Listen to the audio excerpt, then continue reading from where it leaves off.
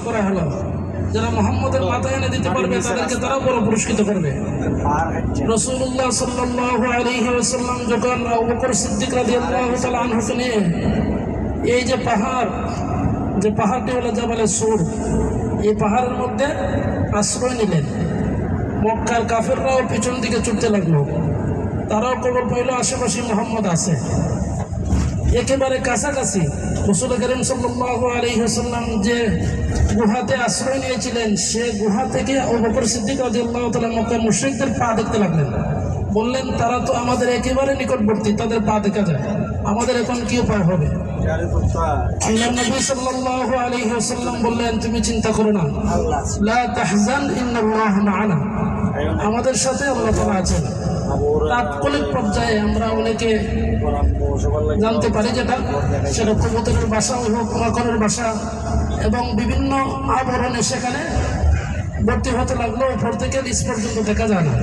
তখন মক্কার মুশরিকরা তারা মনে করলো সেখানে তো অনেক পুরাতন, এখানে তো মানুষ থাকার কথা না, মানুষ থাকলে তো অবশ্যই সেখানে মানুষের পায়ের চিহ্ন থাকতো এবং যেহেতু উপস্থিতে একটা চিহ্ন থাকতো, তারা সেখান থেকে চলে যেতে লাগলো। এই পাহাড়টি হলো জাবালে সূর। আজকে আমরা সরাসরি সে পাহাড়টি অবলোকন করব এবং পাহাড়টি আমরা দর্শন করব। এই পাহাড়টি প্রায় 5 থেকে 6,000 ফিট উপরে, নিচ থেকে 6,000 ফিট, উঠতে অনেক সময় লাগে। এটা যেহেতু কারাশিরি, সেখানে উঠতে কমপক্ষে আপনার 2 ঘন্টা সময় লাগে, নামতে 2 ঘন্টা, উঠতে 2 ঘন্টা, নামতে 2 ঘন্টা, 4 ঘন্টা সময় লাগে। এটা আমাদের বাঙালি হাজিরা যারা আছেন, অধিকাংশ হাজিরা এতে সাহস করেন না ওঠার জন্য। এটা ব্যক্তিগতভাবে ওঠা যায়, যখন সময় নিয়ে আসা যায়। যে আর সময় শুধু আমরা নিচ থেকে অবলোকন করব এবং সেখান থেকে আমরা আমাদের ইচ্ছা মতো দোয়া করব এবং সেটা দর্শন করব নিচ থেকে।